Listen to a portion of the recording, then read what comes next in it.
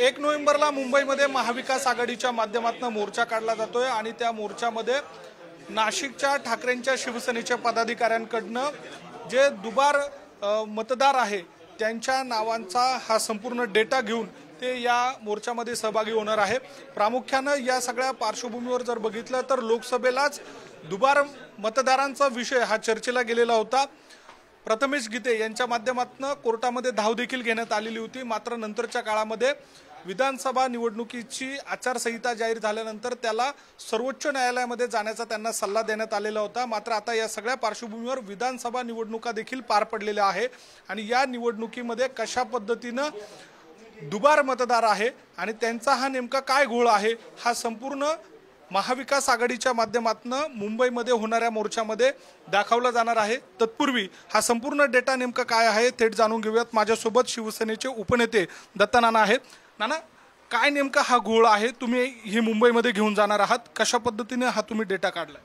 हे बघा, या ठिकाणी ती यादीच आम्ही बनवली आणि ही यादी आम्ही कलेक्टर साहेबांना दाखवली की 125 नाशिक पश्चिम विधानसभेमध्ये मध्यमध्ये 117 कळवण मतदारसंघातले नावं आणि एकूण दुबार नावं हे 8320 असे एका पूर्व मतदारसंघामध्ये 1 लाखापेक्षा जास्त नावं त्यांनी केली आणि 3 मतदारसंघ म्हणून आम्ही जे काढले ते 3,53,000 मतं हे अशा पद्धतीचं डुप्लिकेट नावं, म्हणजे दिंडोरीचे काही नावं आमच्याकडे टाकले, कळवणचे काही नावं आमच्याकडे टाकले, निफाडचे काही नावं आमच्याकडे टाकले आणि त्या लोकांनी निफाडला त्यांचं नाव आहेच, निफाडला मतदान करून घेतलं आणि मतदानाला इथं आले।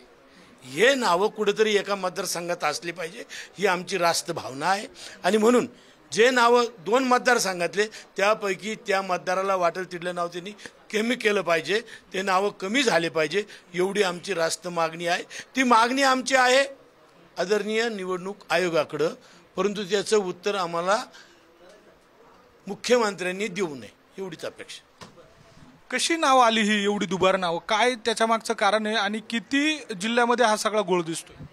साधारणतः नाशिक जिल्ह्यामध्ये 15 विधानसभा आहेत आणि 15 विधानसभेमध्ये जेव्हा आम्ही 1-1.5 महिना याच्यावर वर्किंग केलं, त्याच्या आधी सुद्धा विधानसभेला वसंत भाऊ जेव्हा उमेदवार होते तेव्हा सुद्धा आम्ही निदर्शनास आमच्या लोकांनी आणून दिलं, रिट पिटिशन दाखल केली, परंतु प्रकर्षाने आम्ही कळवण, सटाणा, देवळा, मालेगाव इथले जे लोक आहेत त्यांचे नावं नाशिक शहरातील 4 विधानसभा मतदार पूर्व, पश्चिम, मध्य आणि देवळाली आम्ही निवडणूक आयोगाला निवडणूक शाखेला जिल्हाधिकाऱ्यांना भेटलो की ही दुबार नावं तुम्ही वगळा, परंतु ते म्हणतात की जेव्हा प्रारूप होईल मग तुम्ही एक फॉर्म भरा।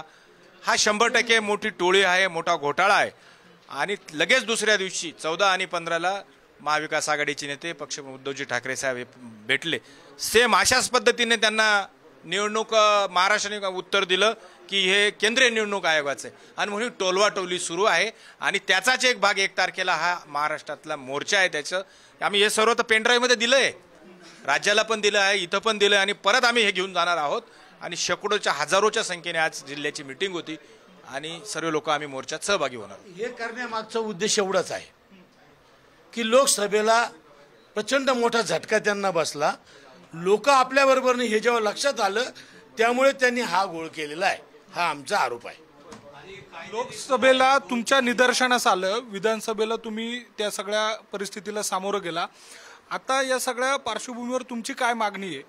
खरं तर विधानसभेला आम्ही रिट पिटिशन दाखल केलं होतं, आमच्याकडे प्रूफ होते। आज प्रभाग 13 मध्ये गोदावरी नावाच्या बिल्डिंग एक अपार्टमेंट आहे, 6 फ्लॅटची बिल्डिंग आहे, तिच्यात 140 नावं आहेत, असे भरपूर पुरावे घेऊन आम्ही कोर्टात सादर केले आणि कोर्टाने मान्य केलं की यामध्ये घोळ झालेला आहे। पण विधानसभेची निवडणूक जाहीर झाली होती आणि पूर्ण प्रोग्राम जाहीर झाला, त्यामुळे त्यांनी सांगितलं की तुम्ही सुप्रीम कोर्टात जा आणि खरं तर आमची रास्त मागणी आहे की या सर्व जो स्कॅम आहे हे खरं तर एक आपलं त्यांनी जे सॉफ्टवेअर तयार केलेलं आहे TCSनी, त्या सॉफ्टवेअरमुळेच हा सगळा घोळ आहे।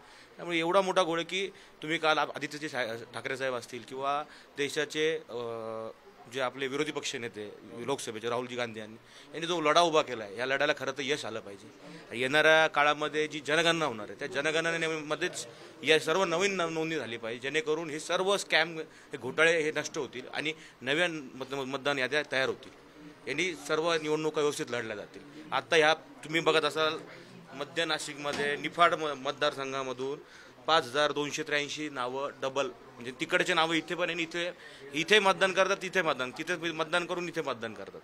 असा हा मोठा स्कॅम आहे. या एवढंच आहे का हा जो मोर्चा परवा जो निघणार आहे यामध्ये महाविकास आघाडी असेल आणि राजसाहेब ठाकरे यांच्या संयुक्ताने विद्यमानाने मोर्चा निघणार आहे. या मोर्चामध्ये सर्व मतदार लोकच असणार आहे आणि यावर निवडणूक आयोगाने लवकरच ॲक्शन घ्यावी एवढीच आमची मागणी आहे. महत्वाचा एक मुद्दा असा आहे की ज्या मतदाराचं 2 विधानसभेमध्ये नाव आहे त्याच्यावर गुन्हा दाखल झाला पाहिजे. म्हणजे दोन्ही ठिकाणी जर मतदान करेल हे सिद्ध झालं तर त्याच्यावर गुन्हा दाखल झालाच पाहिजे. ही कायदा तरतूद आहे. हे का करत नाही हे त्यांनी करावं ही आमची मागणी. एकूणच आपण बघतोय की हा संपूर्ण जो डेटा आहे दुबार मतदार यादीचा तो येणाऱ्या मुंबईच्या आणि त्या सगळ्या पार्श्वभूमीवर या संपूर्ण ठाकरेंच्या शिवसेनेकडनं हा संपूर्ण डेटा कलेक्ट करण्यात आलेला आहे आणि यामध्ये ज्यांनी 2दा मतदान केलेलं आहे अशांवर गंभीर स्वरूपाची कारवाई करावी अशा स्वरूपाची मागणी या निमित्तानं करण्यात आलेली आहे. व्हिडिओ जर्नलिस्ट जय सावळेसह मी किरण ताजने, पुढारी न्यूज, नाशिक.